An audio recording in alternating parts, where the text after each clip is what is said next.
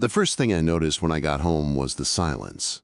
Not the calm kind, but the kind that feels wrong, like a room holding its breath. Jessica's suitcases were gone. The spot by the closet where they always sat was empty, clean, like she had never lived here at all. I stood there for a long second, keys still in my hand, already knowing what I was about to find. I walked through our apartment calling her name anyway. The bedroom felt larger without her clothes spilling out of drawers. The bathroom counter was bare, no makeup, no hair ties, no familiar clutter. In the kitchen, a single piece of notebook paper waited on the table. 7 sentences. That was all it took to end 5 years. She had met someone at yoga, someone fun, someone who was not always tired from work. She hoped I would understand. She had already taken her things. She was sorry. My name is Daniel Harper, and that Tuesday in March broke me. I called in sick the next day. I could not imagine sitting in my office while people asked if I was okay. By Thursday morning, my phone would not stop buzzing. Emails stacked up. My team lead asked about reports. Then a message came through from Victoria Chun, our CEO, asking if I could join a client call in an hour. I stared at my screen and realized hiding was not an option. I put on a clean shirt, told myself to breathe, and went in. Vertex Technologies filled 3 floors of a glass building downtown. I had worked there for 6 years, starting fresh out of college. Now I ran product development, leading a team of 12 people building complex software for manufacturing plants. It was the kind of work that never really shut off. Victoria had founded the company 8 years earlier. She was brilliant, intense, and unforgettable. She remembered everything. If you mentioned something once, she would bring it up months later when it mattered. 2 years ago, I started working directly with her. Long meetings, late evenings, tea ordered just the way I liked it without me reminding her. Sometimes, on quiet Fridays, she talked about her parents and the restaurant they built after immigrating. I told her about my old camera and my dream of photographing national parks someday. Those conversations made work feel lighter, too light. So I buried the feeling because she was my boss and I was engaged. When I walked into the office that Thursday, nothing looked different. People said good morning. The coffee machine was broken again. My hands shook as I opened my laptop. An hour later, Victoria's assistant appeared and asked me to come upstairs. My stomach dropped. Victoria's office overlooked the city. She looked up when I entered, and her expression softened. "Close the door and sit down," she said. I did. "I heard about Jessica," she said quietly. "I am really sorry, Daniel." The room tilted. She explained she had checked my emergency contacts after I called in sick and spoke to my brother. I nodded because I could not speak. "Here is what we are going to do," she continued. "You will work from home most days. Deadlines are extended. Take time if you need it." She slid a business card across the desk. "A therapist my friend trusts. Your insurance covers it." Something cracked open in my chest. "Thank you" was all I could manage. "You are valuable here," she said, "but more importantly, you are a person. Take care of yourself first." That decision saved me. Working from home let me fall apart quietly. I packed up Jessica's forgotten things. I stared at walls. Some days I did the bare minimum.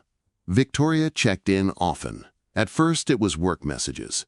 Then she asked if I was eating, if I had gone outside. One night, close to midnight, my phone rang. It was her.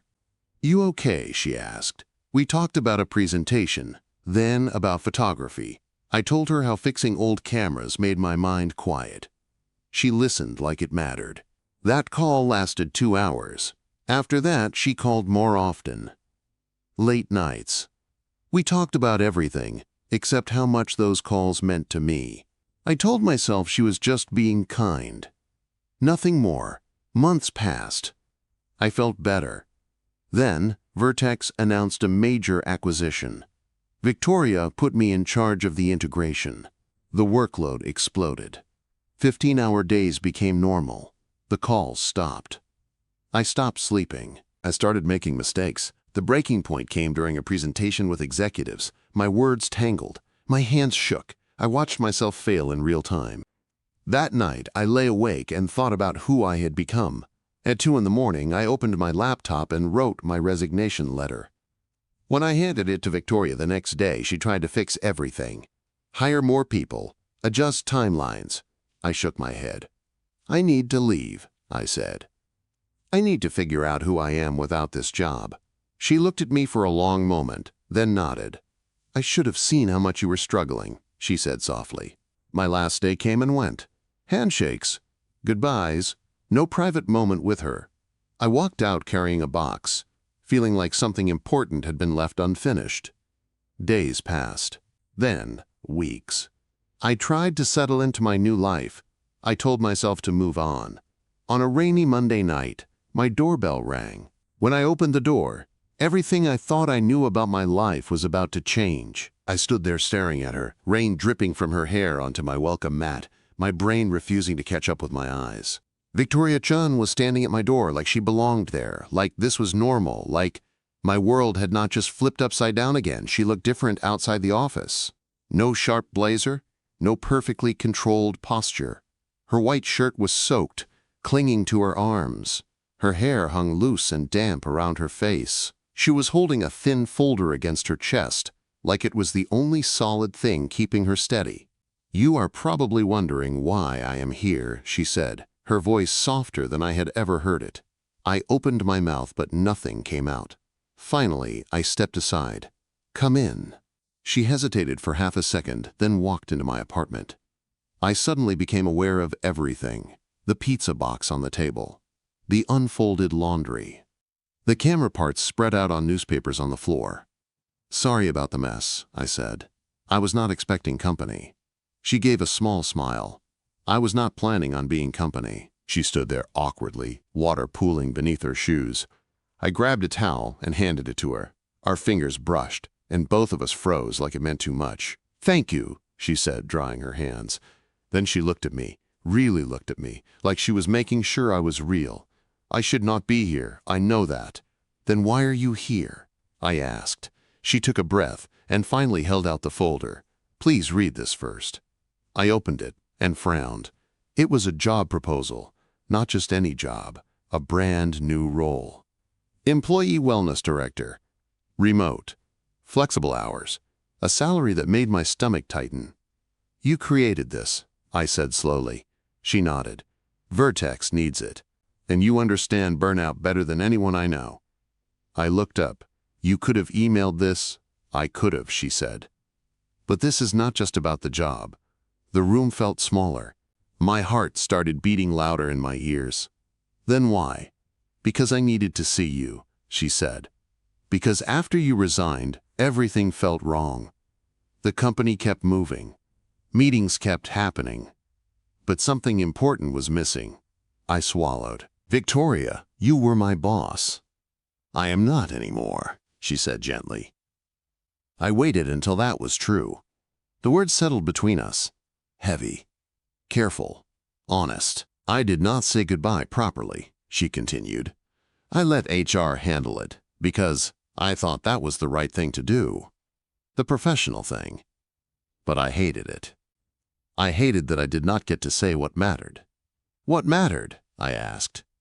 She looked down at her hands. Those late-night calls we had, when we talked about life and dreams and things that had nothing to do with work. Those were the best parts of my week. When you left, I realized how quiet everything felt. My chest tightened. I thought those calls were just you being kind. They were kind, she said. But they were also real. Silence filled the room again. The rain hit harder against the windows. I told myself I could not feel anything for you, she went on. You were engaged. You were my employee. I had rules. I always follow rules. But when you handed me that resignation letter, something broke. I realized I was about to lose you completely. I took a step closer without meaning to. I thought about you too, I admitted. I just never thought it could be anything. She met my eyes. I was terrified to say anything while you were still at Vertex. You needed to leave for you. I did not want to be the reason you stayed or the reason you left confused. That made something warm bloom in my chest. You waited. I waited, she said. And it nearly drove me insane. A small laugh escaped me before I could stop it. You, losing control. She smiled, and it was different from her work smile. Softer. Real. I am very bad at this, Daniel. Me too. She glanced around my apartment again, noticing the camera on the table. You are still fixing that. Yeah. It helps me slow down. She nodded. Broken things can be repaired if you take your time. I looked at her. Are you talking about the camera or me? She did not answer right away. Maybe both. I moved toward the kitchen. Tea. It felt safer to do something normal. She nodded and followed me. I filled the kettle and leaned against the counter. Standing this close felt dangerous and right at the same time. I almost told you how I felt that day in my office, she said quietly. When you resigned, but you already looked like you were carrying too much. Thank you for not adding to it, I said. She looked at me then, eyes shining. I care about you, Daniel, not as a colleague, not as a responsibility, as someone I cannot stop thinking about. My heart pounded. I cared about you too, I still do. The kettle clicked off. Neither of us moved. What happens now? She asked. I thought about it. I do not know. But I know I do not want you walking back out that door pretending this did not happen. She let out a shaky breath. Good. Because I do not think I could do that. I reached out and took her hand. It felt warm and real. We were both smiling, nervous and hopeful at the same time. Maybe we just start by talking, I said. No titles, no rules, just us. She squeezed my hand. I would like that. Outside, the rain kept falling. Inside, for the first time in a long while, everything felt exactly where it was supposed to be. We sat on opposite ends of the couch at first, like we were afraid one wrong move would break the moment. The tea sat untouched on the table between us, steam slowly fading into the air. I could hear the rain outside and the quiet hum of the refrigerator, sounds I had heard 1,000 times before. But tonight they felt sharper, more alive. This feels strange, I said finally. Victoria nodded. Strange, but not bad. I watched her fingers wrapped around her mug. They were steady now, but I remembered how they had shaken when she first walked in. You drove past my building twice, I said. Why didn't you knock then? She gave a small, embarrassed smile. I kept telling myself to turn around, that this was crossing a line I could not uncross. But every time I thought about driving away, my chest tightened. So you came back? Yes. Because regret scares me more than rejection. That hit me harder than I expected. I had lived my life avoiding regret by choosing the safe option every time. Stable job. Predictable future. Even my relationship with Jessica had been safe until it quietly wasn't. I leaned back against the couch. I have not been great company lately. I am still figuring things out. I am not looking for perfect, Victoria said. I am looking for honest. I laughed softly. Honest I can do. She smiled at that, then glanced around again. You really quit without anything lined up. Yeah. First time in my life I did something without a plan. How does that feel? Terrifying, free, lonely, all at once. She nodded like she understood that completely. I built Vertex because I needed control. Growing up, everything felt uncertain. Money, stability, the future. Building something successful made me feel safe. And now? Now I am realizing safety is not the same as happiness. Her words settled between us. I thought about how tired she had looked the last few months before I quit. How even her jokes had become sharper, more forced. You take care of everyone, I said. But who takes care of you? She looked at me, surprised. I do not know if anyone ever asked me that before. Maybe that is a problem. Maybe it is. The silence that followed was not awkward. It was heavy in a good way, full of things we were both thinking but not rushing to say. I stood up. Let me get fresh tea, this one is cold. She watched me move around the kitchen, leaning against the counter like she used to during late office nights. Some habits were hard to break. You always remember how I take it, she said. Honey and lemon. I replied without thinking. She laughed quietly. You always remembered that too. I handed her the mug and sat closer this time, not quite touching, but close enough to feel the warmth of her arm. For a moment, neither of us spoke. I was afraid you would disappear after you left, she said softly. I almost did, I admitted. There were days I did not talk to anyone. Just me and my thoughts. That must have been hard. It was. But it also made me realize how much of my life had been swallowed by work. She nodded. Watching you burn out scared me. I kept thinking I should step in more, do more. But I did not want to make you feel trapped. You gave me space when I needed it most, I said. That mattered. Her eyes softened. I am glad. I turned to face her fully. So what about this job you created? Her posture shifted slightly, professional instincts kicking in. It is optional. No pressure. If you say no, it does not change anything about why I am here. I studied her face, searching for any hint of obligation. I did not see it. Only hope. I appreciate it, I said. But right now, I need time to breathe. To remember who I am without a title, she smiled. Then, take that time. The offer will still be there if you want it later.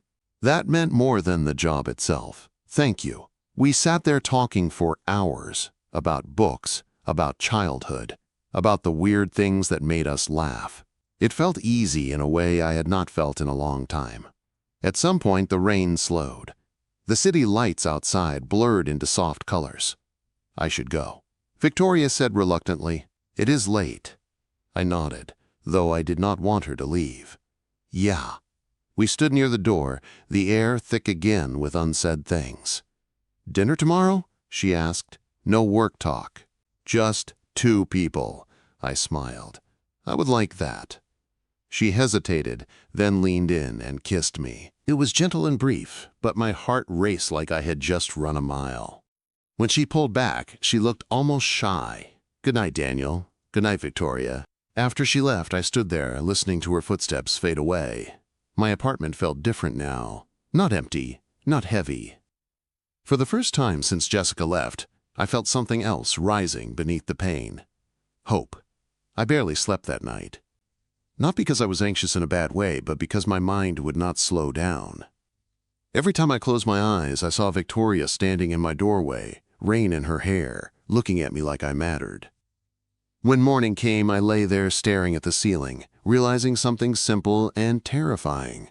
I was excited about tomorrow. I spent the day trying to act normal.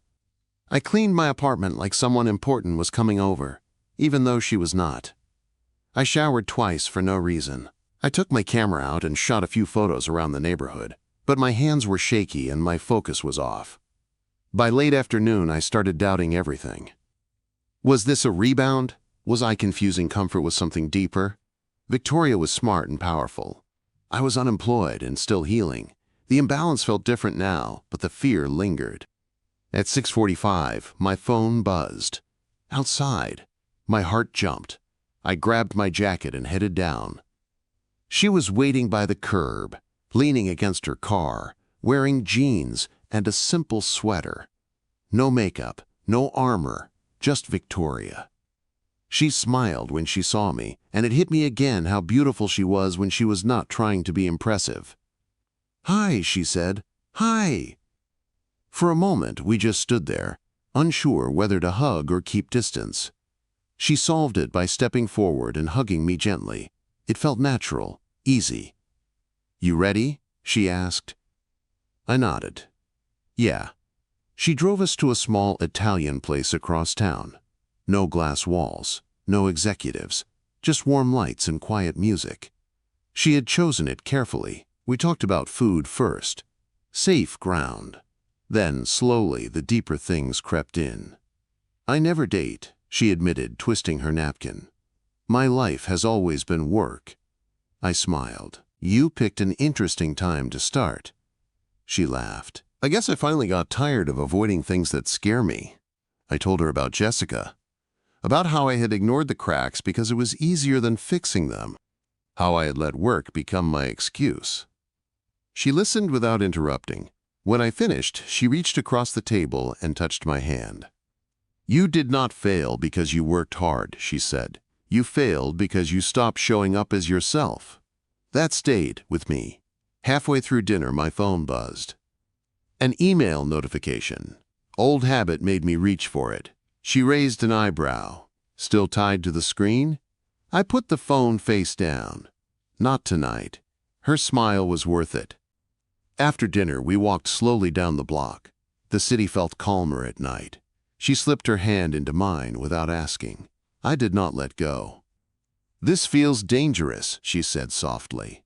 "Good dangerous or bad dangerous?" "Good," she said. "The kind that changes things." We stopped near her car. Neither of us moved to open the door. "I am scared," she admitted. "I have never let anyone see this side of me. If this goes wrong, it will hurt." I met her gaze. "I am scared too. But I would rather try than wonder what if." She nodded. "Me too." She leaned in first this time. The kiss was deeper, slower, full of promise and restraint. When we pulled apart, we were both breathing harder. "We should take this slow," she said. "I agree." She smiled like she trusted me. "Good." When I got back upstairs, I sat on my couch and let the quiet settle. For once, it did not feel heavy. The next weeks passed gently. We texted. We went on walks. Cooked simple meals together. She never checked her work email around me. I never pretended I had everything figured out. One evening, as we sat on my floor sorting camera lenses, she looked at me seriously. "I need to tell you something." My chest tightened. "Okay. I am stepping back as CEO for a while. I am appointing an interim lead. I need space to figure out who I am without the company." I stared at her. "That is huge." She nodded. "Watching you leave made me realize how much I had tied my identity to my work. I do not want to lose myself the way you almost did." I reached for her hand. "I am proud of you." She squeezed back. "I am learning from you." That night, as she fell asleep beside me, I realized something else. Sometimes quitting is not the end.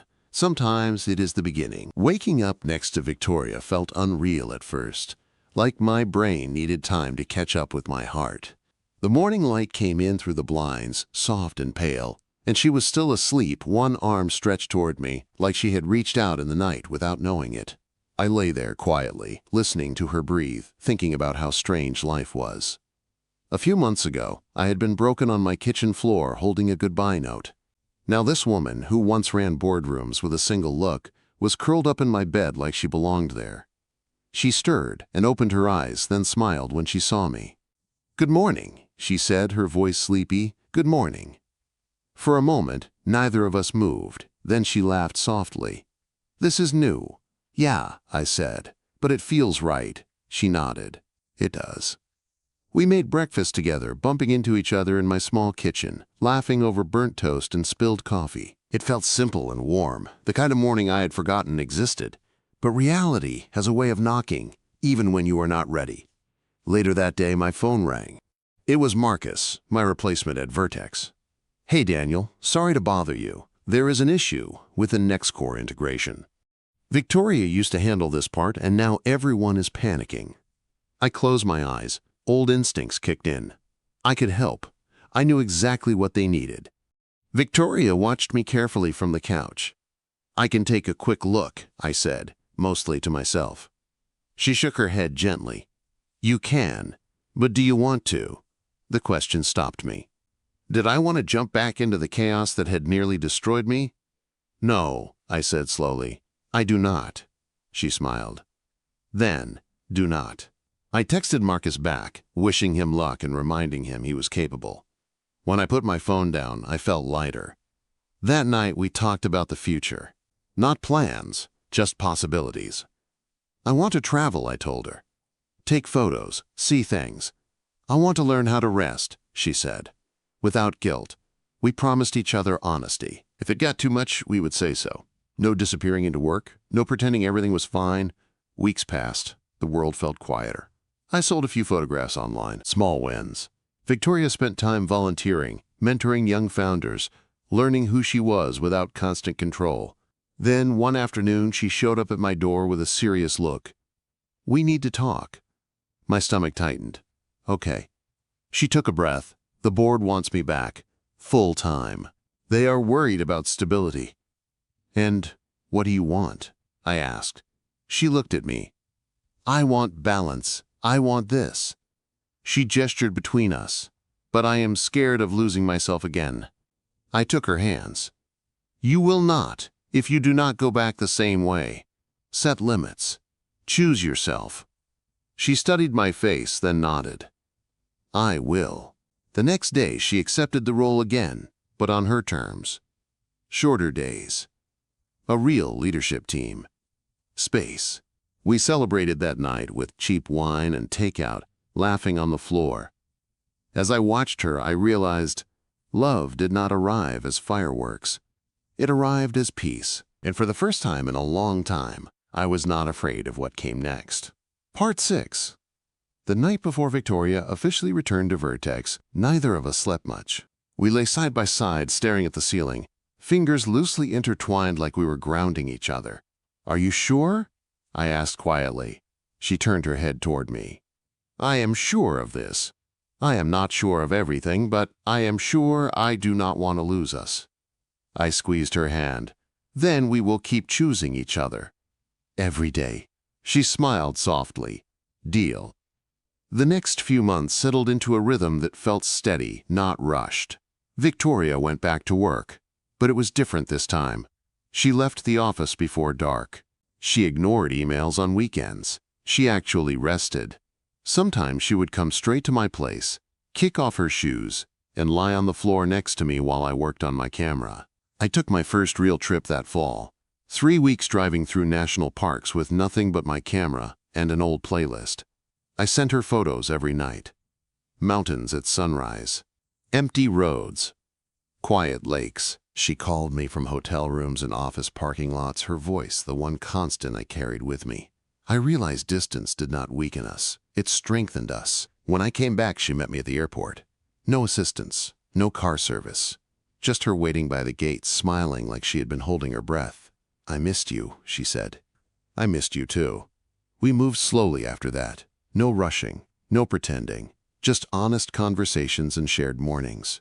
I never went back to Vertex, but I did accept the wellness role later, part-time, on my terms. Helping others avoid the burnout, I almost lost myself to felt right. One evening, months later, we stood on my balcony, watching the city lights flicker on. You know, she said, I used to think quitting meant failure. I smiled. Me too. But sometimes, she continued, quitting the wrong thing makes space for the right one. I wrapped my arm around her and pulled her close. After I quit, everything changed. She leaned into me and smiled. You could leave the office, but not me. And for the first time in my life, I knew exactly where I belonged. The night before Victoria officially returned to Vertex, we lay awake in my bed, staring at the ceiling. The city outside was quiet, like it was holding a secret. Her hand rested on my chest, and every time she shifted, I felt it like a reminder that this was real. Are you scared? I asked. She nodded without hesitation. Yes. But not the way I used to be. I turned my head toward her. What does that mean? It means I am not scared of failing anymore, she said. I am scared of losing the life we are building, and that tells me it matters. I smiled and kissed her forehead. Then we will protect it, together. She went back to Vertex the next week, but it was not the same company she had left. She'd left the office before dark. She delegated. She said no. Sometimes she showed up at my apartment, still in work clothes, and dropped her bag by the door like it had no power over her anymore. I watched her relearn how to breathe. I did not rush into anything either. I took small photography jobs. I traveled when I could. I spent time with my brother and his kids. I learned how to sit still without feeling guilty. One afternoon, months later, I was driving through a national park when my phone rang. It was Victoria. I just finished a board meeting, she said, and I left early. I laughed. I am proud of you, she paused. I am proud of you too. You chose yourself when it was hardest. When I came home from that trip, she met me at the door. No rain this time. No nerves. Just her, smiling like she had been waiting all day. We cooked dinner together, music playing softly, moving around each other like we had done it 100 times before. Later that night, we stood on my balcony watching the city lights. If you had not quit, she said, we would not be here. I nodded. Quitting felt like losing everything at the time. She leaned into me. Sometimes losing the wrong life is how you find the right one. I wrapped my arms around her and felt something settle inside me, something calm and certain. After I quit, my CEO knocked on my door and changed my life. I left the office. But I did not leave her.